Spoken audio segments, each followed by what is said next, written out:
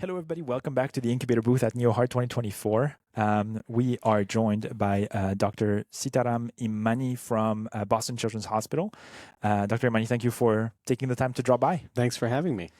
You're coming from Boston Children's Hospital. There's a big presence of the Boston Children's Hospital team at NeoHeart, huh? Well, there's certainly been a great showing from all over the country and the world here. So I've been really privileged to be here, especially in beautiful New York. Yeah, we were really interested in really teasing apart some controversies, and this is really the best form to do it in, because usually people are going to conferences within their own discipline, and there's always that fear of kind of ending up in your silo. But this is really an opportunity for us to challenge each other and to really hone in on what's best for our patients. Yeah. And you took part in this session called the borderline left ventricle. Yes, yeah, that's right. What is that new categorization? Yeah, it is the enigma of heart disease. So we were talking about patients in whom there's controversy about whether or not you pursue a traditional bi-ventricular repair versus going down the single ventricle pathway.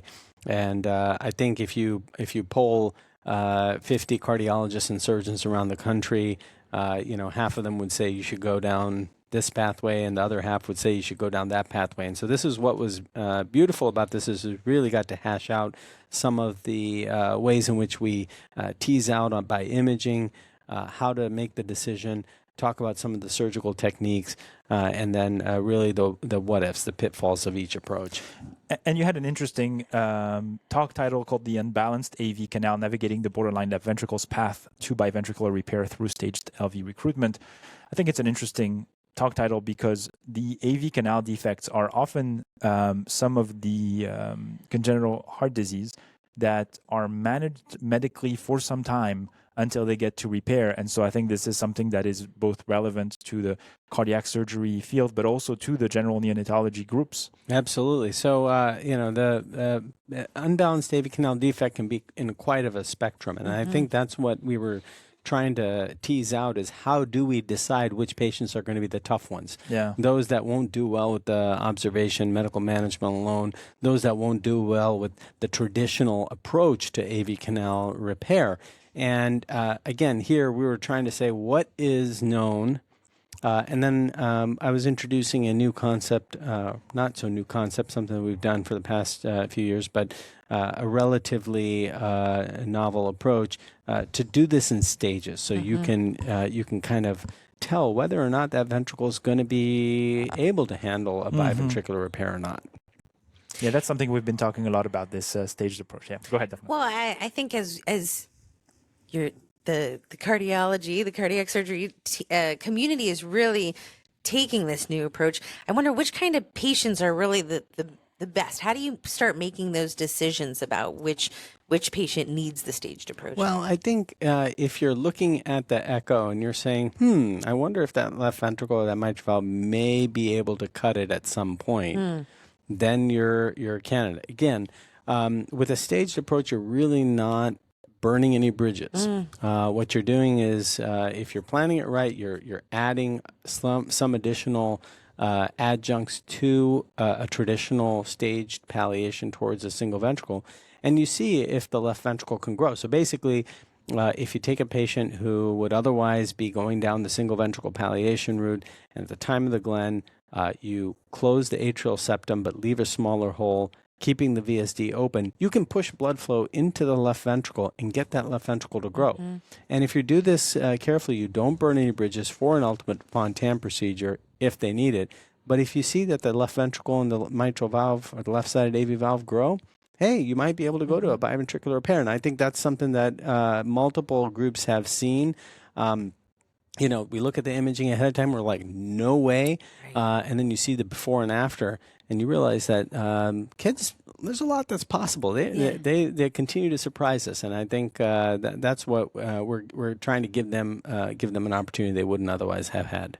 I really like that concept of not burning any bridges, right? It's not so black and white. It's not one or the other. You can continue to readdress the question along the way. Yeah, we all like commitment, but sometimes you just don't want to commit. You're not ready to commit to one pathway or another, and we're here to say, you don't have to, and you can continue to keep those doors open to both pathways, and really let the child decide what's right for them. Because I can tell you, I've seen two children, two echoes, identical. And I've done the same procedure to do a recruitment. I found that, one of them grows the left ventricle and can go to a bi-ventricular repair and does great.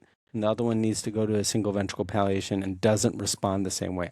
So I don't think that we know enough on one echo to be able to commit them for the rest of their life. Let's get several time points. Let's do a few things to try to elicit growth and see what happens. I'm sure families love that approach. Yeah. They really do. I think they like the idea of really trying to do our best to get to a bi-ventricular repair if we can, but knowing that we're not committing until that final decision point. Yeah.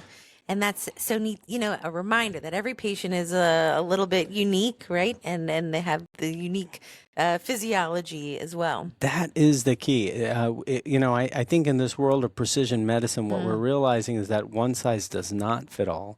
And if we had better tools with genomics or proteomics and other ways to really tease out who would behave one way or another, it might be different. But right now, our predictive analytics are not quite there. And so we have to give our patients the benefit of the doubt and tell the families that really there might be options here. Let's try to take it in a stage approach in such a way that is safe for that child, yet allows them to reach their fullest potential. I like that. I think that's a good segue actually into the complexities of our patients as part of your other session that you participated in, the complex cardiac neonate with other major malformations, case presentation and panel discussion about all of these anatomical problems that also impact the heart. Right. Boy, what those are some takeaways from that session? I think all of us have had patients that have kept us up at night, That's right. thinking about what do I do? What do I do? The ultimate existential question. And those patients with complex non-cardiac comorbidities really impact the way we take care of them from their cardiac standpoint, and it adds that extra layer of complexity. And what we talked about during the session was, should you treat them differently than if they were straightforward congenital heart disease, or do you do less or do you do more? And I think there were some arguments that if you do less, you'd perturb the system less. For instance, try to avoid cardiopulmonary bypass and just do a band or do something lesser. On the other hand, that palliated circulation doesn't give you the best hemodynamic result. And you really need oxygen and you need nutrition, you need good blood pressure, you need those hemodynamics to be spot on to be able to heal from whatever non-cardiac comorbidities there are. And so from that standpoint, a full repair, which is more invasive, may be better in the long run for that child. So we were really grappling with these issues in several different examples. We had a few case presentations. Our first case presentation was an esophageal atresia. And in that patient, I think we all agreed that trying to fix the esophageal atresia and then going after the cardiac disease made the most sense. But in the second patient with really bad congenital diaphragmatic hernia, there was ongoing lung disease, and that was just a tough patient to know what the right thing to do was. Yeah, the interplay between these organs and the heart is not always the same.